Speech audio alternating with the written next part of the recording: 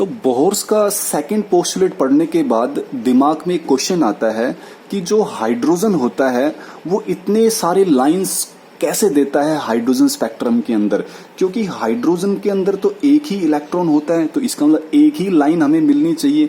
तो एक्चुअल में क्या होता है कि हम हाइड्रोजन गैस का सैंपल लेते हैं। पूरा हाइड्रोजन गैस का हम क्या यूज करते हैं, सैंपल यूज करते हैं। अब उस हाइड्रोजन गैस के सैंपल में बहुत सारे हाइड्रोजन होंगे, ठीक है। जब उनको हम एनर्जी देंगे बाहर से, उनको हम हीट देंगे, उनको हम करंट प्रोवाइड करेंगे, तो वो क्या होंगे, अलग अलग हाइड्रोजन एटम में स्प्लिट हो जाएंगे। बहुत सारे हाइड्रोजन एटम में क्या हो जाएंगे, वो स्प्लिट हो जाएंगे, ठीक है। जैसे मैं आपसे कहूँ भाई एक गिलास एक गिलास जो है ना पानी से भरा हुआ है, तो मैं आपसे पूछूं भाई इसके अंदर कितने वाटर मॉलिक्यूल है, तो क्या उसके अंदर एक ही H2O है? नहीं, उसके अंदर तो पता नहीं कितने सारे H2O मॉलिक्यूल है, जबकि सैंपल तो वो एक ही है ना। तो ऐसे अगर हम एक सैंपल को लेते हैं और उसमें अगर हम बाहर से कोई हीट उसको प्रोवाइड करते हैं या करंट उसको प्रोवाइड करते हैं किसी भी रूप में, तो उसमें से बहुत सारे हाइड्रोजन एटम निकलेंगे, ठीक है। और हर एक हाइड्रोजन के पास क्या है, एक इलेक्ट्रॉन्स होते हैं। अब थोड़ा सा एक चीज को सुनना, एक क्लास में मान लो 30 बच्चे बैठे हुए हैं, ठीक है। तो उनको कोई टीचर पढ़ा रहा है मान लो, तो क्या 30 के 30 बच्चे उस टीचर से सेम शिक्षा सेम अमाउंट में ग्रहण कर पाते हैं? देखो शिक्षा तो सभी को सेम मिल रही है, एनर्जी तो सभी को सेम मिल रही है, लेकिन कुछ बच्चे ज्यादा शिक्षा यानी कि ज्यादा नॉलेज को गेन कर पाते हैं, कुछ बच्चे कम नॉलेज को गेन कर पाते हैं। तो ऐसे ही यहाँ पे होता है। तो जब इन हाइड्रोजन एटम, ये जब हाइड्रोजन एटम अलग अलग हाइड्रोजन एटम में यानी कि बहुत सारे हाइड्रोजन एटम में स्प्लिट हो जाएंगे, तो ये हाइड्रोजन एटम भी अलग अलग अमाउंट की एनर्जी को अपने पास एब्जॉर्ब कर पाएंगे। और जब वो अलग अलग अमाउंट की एनर्जी को एब्जॉर्ब कर पाएंगे तो वो अलग अलग एक्साइटेड लेवल पर जंप करेंगे, ठीक है, क्लियर। तो इसीलिए बहुत सारी लाइंस हमें दिखाई देगी वो। तो इस क्वेश्चन को थोड़ा अपने दिमाग से हटा देना कि भी हाइड्रोजन में एक ही इलेक्ट्रॉन है तो एक ही लाइन नहीं। एक्चुअल में सैंपल हम यूज करें, उसमें सैंपल में बहुत सारे हाइड्रोजन एटम है, तो हर एक हाइड्रोजन में एक एक इलेक्ट्रॉन, तो बहुत सारी लाइंस का आना निश्चित है। अब वो कैसे आता है उसको थोड़ा सा समझेंगे हम। ये मैं अलग अलग एनर्जी लेवल बना रहा हूं। दिस वन इज फर्स्ट, ये सेकंड, ये थर्ड एनर्जी लेवल, ये फोर्थ एनर्जी लेवल, ठीक है। अच्छा, ये जो है इसको हम ग्राउंड स्टेट भी कहते हैं। ये जो सेकंड एनर्जी लेवल है, जो सेकंड एनर्जी लेवल है, इसको मैं एक और नाम दूंगा, इसको मैं दूंगा first excited state. First excited state. अगर एक्साइटेड स्टेट की बात करूंगा तो फर्स्ट है, अगर एनर्जी लेवल की बात करूंगा तो सेकंड। ये थर्ड एनर्जी लेवल है लेकिन सेकंड एक्साइटेड स्टेट है, क्योंकि ये तो ग्राउंड स्टेट है ना, इससे ऊपर जो होगा वो एक्साइटेड स्टेट होंगे। तो पहला एक्साइटेड स्टेट, दूसरा, तीसरा। लेकिन एनर्जी लेवल की बात करें तो पहली एनर्जी लेवल, दूसरी, तीसरी, चौथी, ठीक है। तो मान लो इलेक्ट्रॉन जो है एनर्जी को एब्जॉर्व करके चौथे पे चला गया, तो जब चौथे पे जाएगा तो वापस वो ग्राउंड स्टेट पे आएगा, ठीक है। तो मान लो जंप करके सीधा नीचे आ रहा है, या हो सकता है वो पहले चौथे से पहले तीसरे पे आए जंप करके और फिर नीचे आए, ऐसा भी पॉसिबल है। क्योंकि बोर्स ने बताया कि वे जब इलेक्ट्रॉन्स जंप करता है तो वो एक या एक से ज्यादा जंप में इलेक्ट्रॉन्स वापस आता है। हो सकता है कि वो तीसरे सेकंड एनर्जी लेवल पे आए और फिर नीचे आए, या ऐसा भी हो सकता है कि वो पहले थर्ड एनर्जी लेवल पे आए, फिर सेकंड एनर्जी लेवल पे आए और फिर जंप करता हुआ ग्राउंड स्टेट पे आए। तो इसीलिए हमें यहाँ पे क्या दिखाई देंगी, डिफरेंट लाइंस दिखाई देंगी, ठीक है। यहाँ पे कोई डाउट? और वो डिपेंड करेगा किसके ऊपर, इन एनर्जी लेवल्स की एनर्जी के ऊपर कि इनका डिफरेंस कितना है, ठीक है। मतलब difference in the energy levels of, जो हम जिनको कंसर्न कर रहे हैं भाई, पहली एनर्जी लेवल, दूसरी एनर्जी लेवल, तीसरी, चौथी एनर्जी लेवल। तो इस तरह से हमें अलग अलग लाइंस दिखाई देंगे। इसको समझने के लिए और क्लियर को समझने के लिए मैं यहाँ पे फिर से इसको समझा रहा हूं।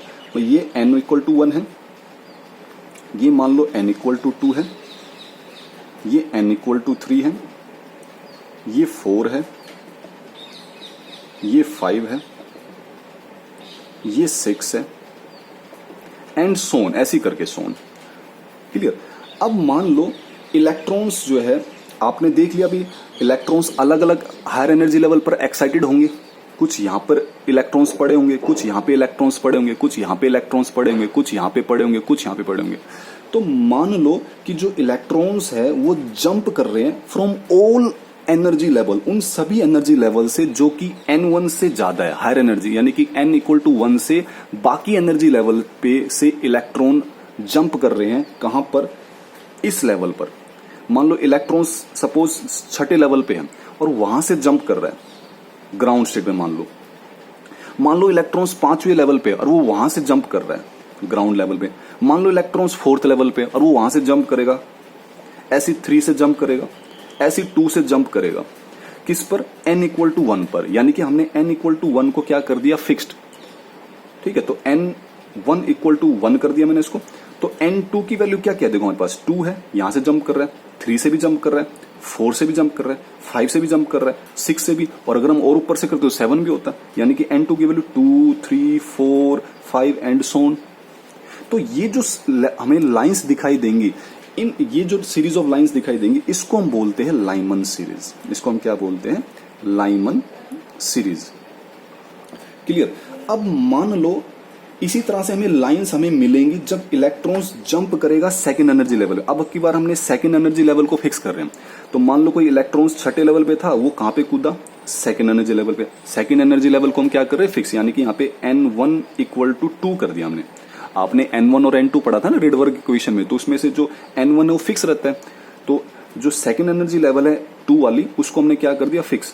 इसी तरह से मान लो इलेक्ट्रॉन्स ने 5वें से जंप करा सेकंड पर, फिर चौथे से जंप करा सेकंड पर, फिर तीसरे से जंप करा सेकंड पर। तो इस तरह से जो हमें लाइंस मिलेंगी, ये लाइंस, इन सीरीज को हम बोलेंगे बाल्मर सीरीज, बाल्मर सीरीज। इसी तरह से अब की बार हम इलेक्ट्रॉन्स मान लो जंप कर रहे हैं, तीसरी एनर्जी लेवल पे जंप कर रहे हैं, हायर एनर्जी लेवल से, मान लो छठे से जंप कर रहे हैं यहाँ पे, मान लो 5वें से जंप कर रहे हैं यहाँ पे, मान लो चौथे से जंप कर रहे हैं यहाँ पे। तो यहाँ पे हमने क्या कर दिया, n1 को फिक्स कर दिया 3, और n2 की वैल्यू चेंज हो रही है। n2 की वैल्यू क्या है, 4, 5, 6, 4, 5, 6 एंड सो ऑन। ऐसे देखो यहाँ पे हमने n1 को फिक्स किया था, तो n2 क्या था अपने पास, 3 था, 4 था, 3, 4, 5, 6 था, 3, 4, 5, 6। तो यहाँ पर जो हमें लाइंस दिखाई दे रही है, जब इलेक्ट्रॉन्स कौन से लेवल पे जंप कर रहे हैं, तीसरे एनर्जी लेवल पे जंप कर रहे हैं, तो इसको हम क्या बोलेंगे, ब्रैकेट सीरीज। ठीक है, ब्रैकेट सीरीज। आपने पढ़ा था ना, लाल बाल पाल बने पहलवान वाला, तो उसमें 5 सीरीज थे। ऐसे मान लो भाई इलेक्ट्रॉन्स जंप कर रहे हैं 4th एनर्जी लेवल पे, जिसमें हम n1 को क्या कर रहे हैं, फिक्स कर रहे हैं। तो यहां से मान लो जंप कर रहा है इधर, यहां से इधर जंप कर रहा है, तो यहाँ पे n2 की वैल्यू क्या होगी, 5 होगा, 6 होगा, ऊपर से कूदेगा तो 7 भी होगा। ठीक है, 5, 6, 7 एंड सो ऑन। तो ये जो लाइंस हमें दिखाई देंगी, इसको हम क्या बोलेंगे, हम ब्रैकेट सीरीज, सॉरी पास्चन, इसको हम पास्चन बोलेंगे, सॉरी इसको क्या बोलेंगे, पास्चन, ये ध्यान रखना, इसको बोलेंगे पास्चन सीरीज, और इसको बोलेंगे हम ब्रैकेट सीरीज, ब्रैकेट सीरीज। उसके बाद फिर कौन सा आएगा, पी फंड। पी फंड में क्या है, हम क्या करेंगे, फिक्स, हम 5th एनर्जी लेवल को फिक्स कर लेते हैं, यानी कि n1 की वैल्यू 5th करते हैं, तो कहां से कूदेंगे, उससे जो ज्यादा एनर्जी लेवल पे होंगे इलेक्ट्रॉन्स, तो वहां से जंप करेंगे यहाँ पे, ऐसे मान लो और ऊपर से जंप करेंगे, ऐसे मान लो और ऊपर से जंप करेंगे, तो हमें कौन सा सीरीज मिलेगा, यहाँ पे पी फंड सीरीज मिलेगा। तो इस तरह से हमें डिफरेंट सीरीज हमें दिखाई देते हैं हाइड्रोजन स्पेक्ट्रम में, और ये सारा का सारा क्रेडिट किसको जाता है, बोहर्स को। उसी ने हमें समझाया भाई किस तरह से हमें अलग अलग सीरीज दिखाई दे रही है, अलग अलग लाइन्स हमें दिखाई दे रही है डेफिनेट वेवलेंथ की।